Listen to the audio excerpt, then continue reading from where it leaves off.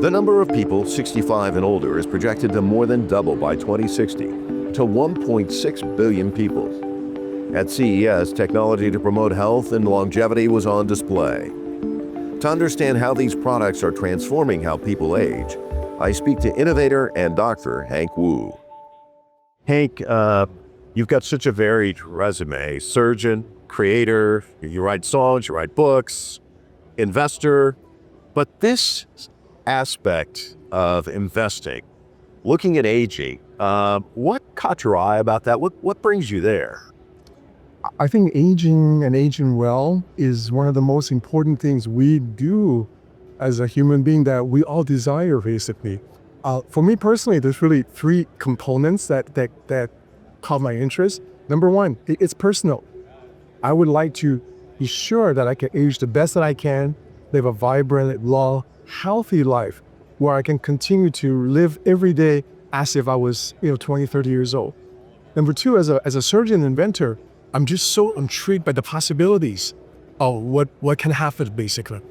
Lifespan double in the last 100 years. So conceivably, it will double again.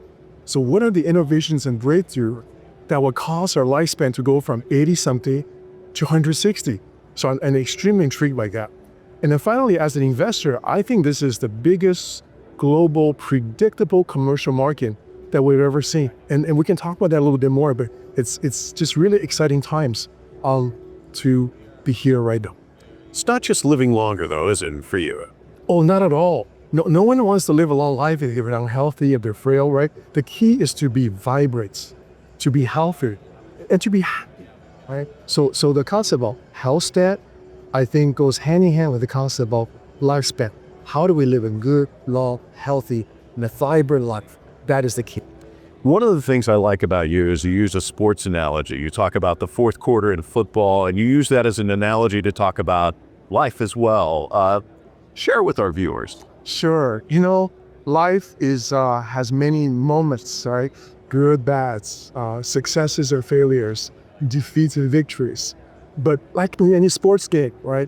It doesn't matter what happened in the first quarter or a halftime.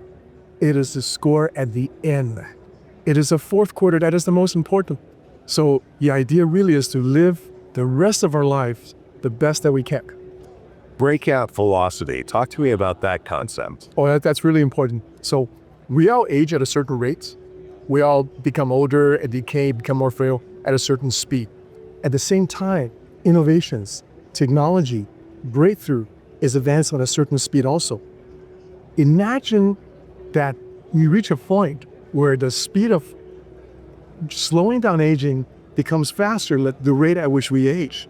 Right? So for every year that we live, for every additional year that we live, our likelihood of living much longer increases dramatically. So the key is very simple. Live as healthy as you can and don't die.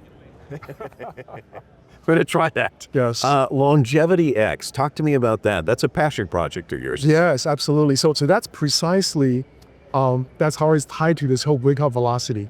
Longevity X seeks, curates, it's basically a Voyager that looks and defines those X factors, those critical X factors that dramatically increases our health span and our lifespan. Not only allow us to live longer, but live much better lives-based work. But there's so much information out there, we have to be diligent in finding those breakthroughs that's going to impact us in a meaningful way.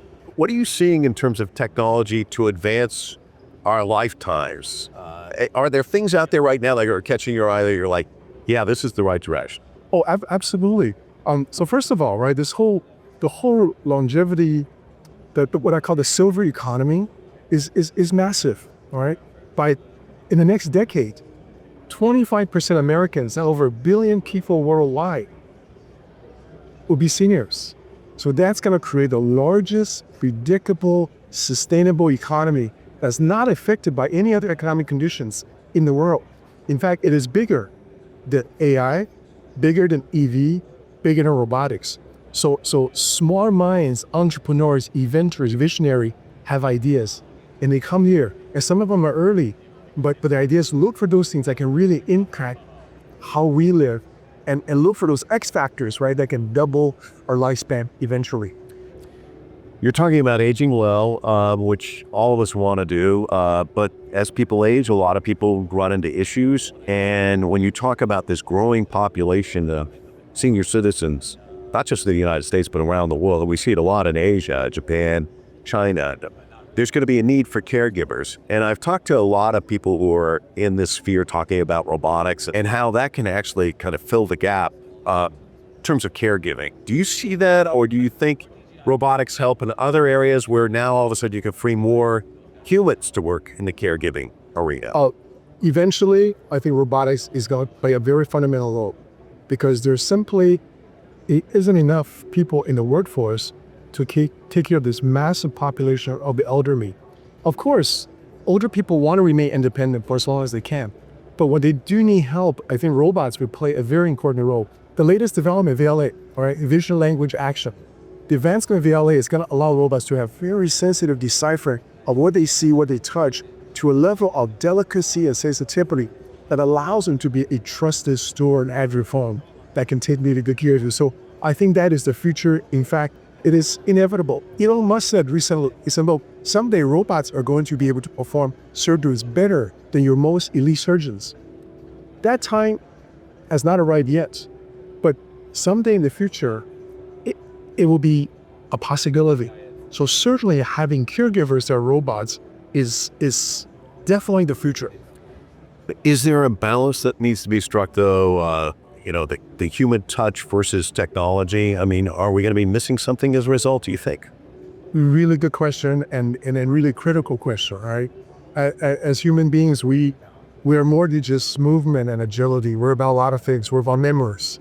We're about friendship. We're about celebrating life together. We are about talking about funny things and storytelling. So engagements and having friendship and having a societal connection is undeniably important. So I think what robots can do is a component of having companions that could be AI driven to help us retain our memory, to help us gather our friends and engage them. I think can all be done. But you're right. Engagement is something that is irreplaceable in our life.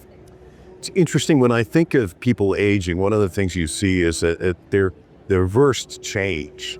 Technology is just this tsunami that's hitting us all. What are some of the barriers standing in the way of seniors adapting to change technology? There's so much information out there. All right. When you come to CES, you could spend every single moment walking entire halls looking at interesting stuff. And frankly, most people can't come. There's just such an avalanche of information. So that's what Longevity X is all about, right? Look for those X factors that are critical because a few things, not everything, but a few things will really have the most important fundamental impact on our health span and our lifespan. And we're each different. So to help be a voyager to observe or curate the things that are either existing today or coming into the future that could impact us in the most dramatic way is what this is about, because we have to get above the noise level and really understand what are the most important things that we happens. The most important thing is us, really. I mean, when you get right down to it, the reason we're going to live a long age is because we're going to take care of ourselves. And one of the things I love hearing from you is this 10% of each day, it's all about Hank. Talk to us about that and how seniors should embrace that. I mean, it's such a great philosophy. Well, so yes, absolutely. So I devote 10% of my day to me, to my body and to my mind. So you think about it, 10% is not a lot because you still had 90% of the day to do everything else. But 10% is roughly 2.5 hours where I swim, I walk, I meditate, I do my stretching, my Tai Chi, and I exercise my mind. I do affirmation and prayers. So it's, I think discipline, having a routine and a disciplined routine that really adds to your health span is a fundamental basic that's really important, Phil. I think you're going to have a great fourth quarter. I think you may even make it to overtime. Thank you so much, Hank. Thank you very much. It's a pleasure. Thank you.